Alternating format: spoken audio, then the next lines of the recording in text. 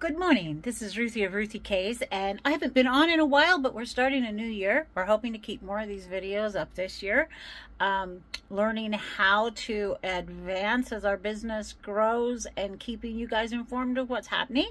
We're very happy with the growing business, and we will be meeting more people working for us. We have our delightful Naomi, who if you've hung with us for a while, you've met. She came on as an apprentice, and she's now a full-fledged seamstress for us. She does alterations, that's her specialty, and learning more all the time, but she does great on all of our regular stuff. Hems, sleeves on jackets and dresses, and bringing in sides. She does amazing. We're super excited to have her continue working with us. But today I thought I'd show you what happens when I don't do something quite right. I had a customer come in and want a cuff. Cuffs aren't a big thing on men's pants right now, and so my brain just blipped and I didn't put a cuff on it. Now, we're going to set this up for this little video so that you can see what I'm doing. So let's take this over here, because I always leave a good sized hem. Not everybody does. Some people like to have like an inch hem in their pants. I always leave about 2 inches. This is about, let's measure it, shall we? We have rulers sitting right here. Yeah, this is right at 1 3/4. If it were the full 2 inches, I could just fold it down like this, see, to where it's at the fold, and then we'd be able to fold it up into the cuff and have that 1/4 inch. And I think we'll do one on a cuff too, because I'm realizing that since cuffs aren't popular, that any newer seamstresses who don't work often on men's clothes, may not know what a cuffed hem is or how to do it. So that's what we're going to do. But I'm going to extend this one with this lovely ribbon.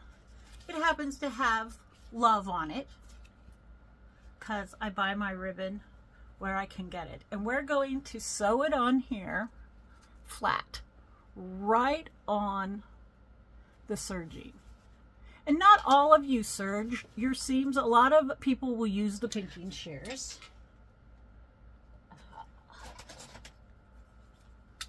To do their hems, and that's fine. And if you do pink, one of the ways I learned years and years ago to just keep it easy and easy to sew is to run a thread line right below the pinking. And that's partly so you can get your thread under it to do your flat catch stitch, which is how I do mine by hand. I don't have a machine that does a good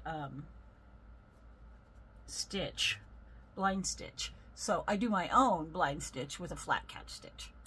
Okay, so we're gonna set this, turn the camera down here so that you can see the sewing machine, and I'll show you sewing it on. All right, take this off, which just makes life easier because we can put our cuff through there. And again, I'm laying it right here, right along that serge seam, and then I'm keeping it really close to the edge. Let's see if I can. Nope, it's not going to let me go in anymore at this point. But there we are.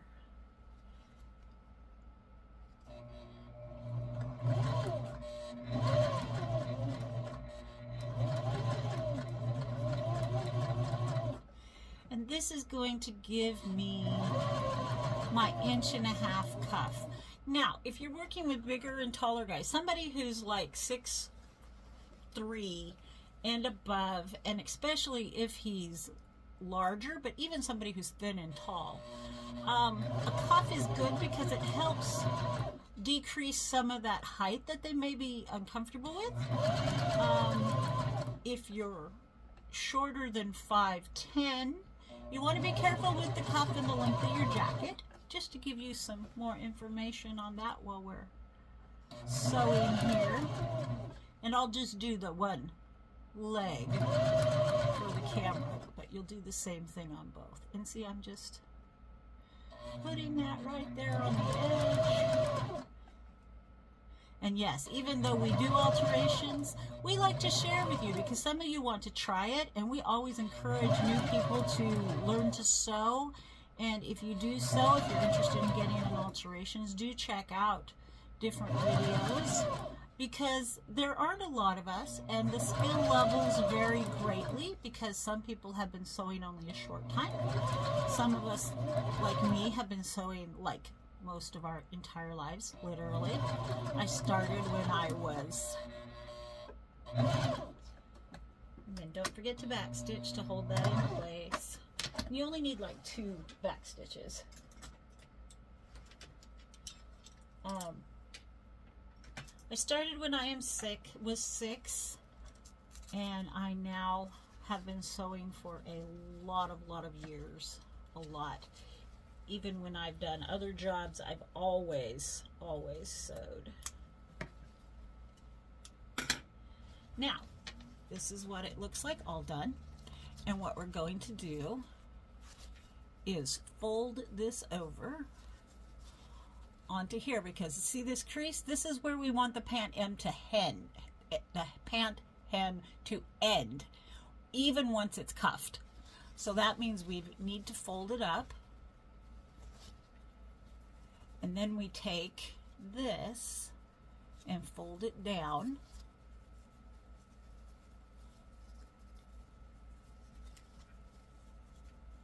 So that when this is folded up, we're right there where we want. And we're only going to have like an inch. It's still going to look good. And this customer isn't tall enough to where I need more than an inch to an inch and a half. Inch and a quarter.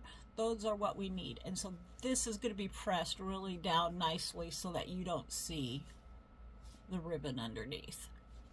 So we're going to fold that down. Again, making sure that our seam here is at that edge, and then we're literally going to machine sew this. And why I machine sew this is it gives it more stability with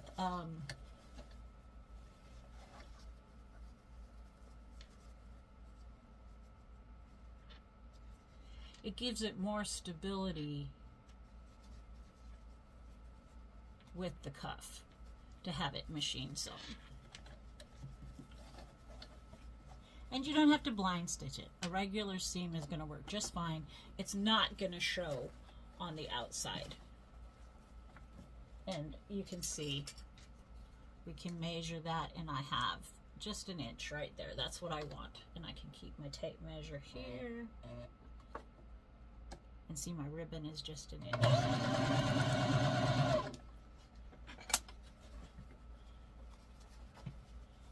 And I kind of keep that close, so I can just keep measuring and making sure that I've got that at the right spot.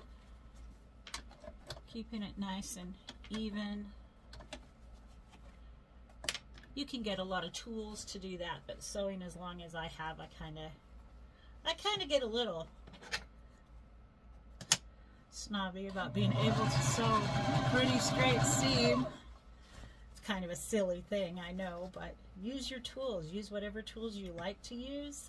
That's totally perfectly fine.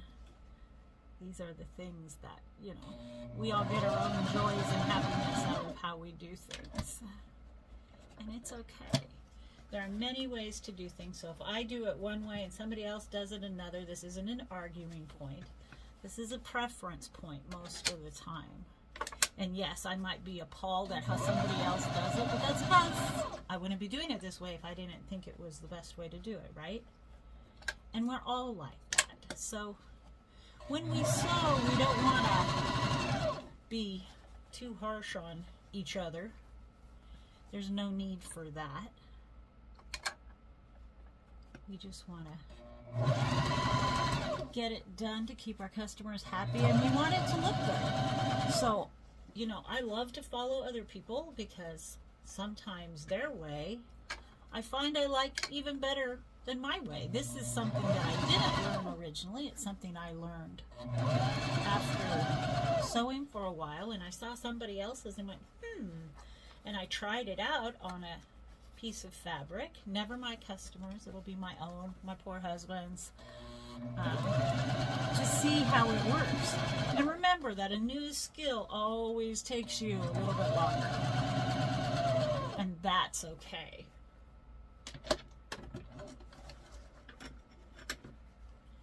So clip off the strings.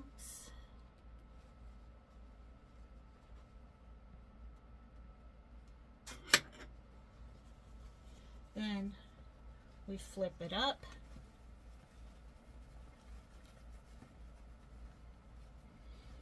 Keeping it right on that edge. You can iron it first. People do that differently too. So now I have my inch cuff.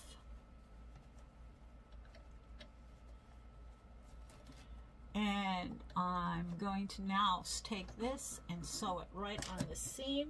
And I like to do it with a longer stitch there, making sure I get it back stitched at the top so it doesn't pull out.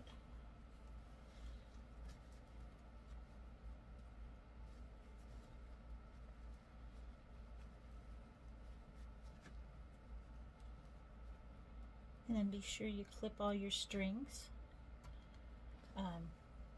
I love Regency romances. They're my go-to dumb reading book is what I call them, because, you know, they have a lot of silliness in them. And in them they have, they always have a tailor, of course. My strings are trying to catch up there on me, and their tailors are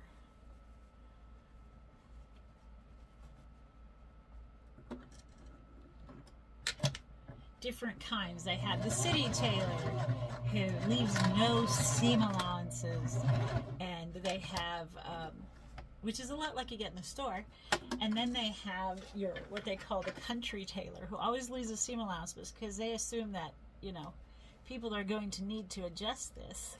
So I always like to leave extra seam allowances whenever possible. There's some things you can't do that on.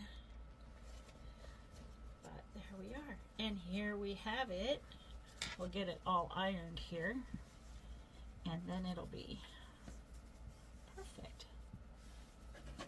There is our hem. I'll get it ironed here, but I'll have to turn off the video to do that because I'm not set up to show it to you at the same time. And I fixed the issue that I had, and that's only one way of doing it because I left enough in there. I was able to do this way easily, and that's why you should always keep the scraps you cut off the bottom, because there's another way to do it if I had it too short. Say the pants didn't have a lot to where I couldn't leave a full, maybe they only needed brought up a lot and they were unhemmed, and so they needed only an inch up. Well, then I'd have to add fabric to it, and I can get that fabric from the cuff of a jacket where I've taken it up, or I can use a different pair of pants of the same fabric and color. We'll talk about that one differently, but just letting you know that there are different ways to do things. And I've enjoyed talking to you again. I'm hoping to do this at least every other week, and hoping you'll still be following us on Instagram and on Facebook at Ruthie K's Alterations, RuthieK'sInc.com. Have a great day. This is Ruthie at Ruthie K's.